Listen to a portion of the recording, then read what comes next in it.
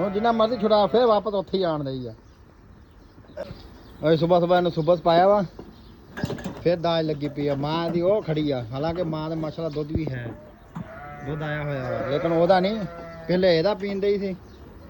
ਇਹ ਕਾਲੀ ਜਿਹੜੀ ਕਾਲੀ ਚਿੱਟੀ ਆ, ਹੁਣ ਇਹਦਾ ਸ਼ੁਰੂ ਹੋ ਗਈ ਆ। ਦੇਖਦਾ ਕੰਮ ਚੈੱਕ ਕਰੋ ਯਾਰ।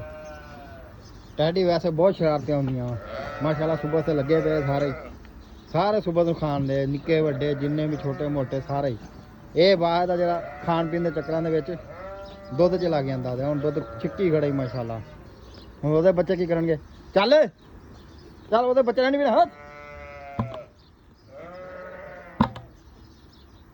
ਛੱਡ ਦੇ, ਛੱਡ ਇੱਧਰ ਤੇਰੀ ਮਾਂ ਵੱਲ ਜਾ ਤੇ ਬੱਚਾ ਉਹਦੇ ਬੱਚਿਆਂ ਨੇ ਵੀ ਪੀਣਾ ਵਾ।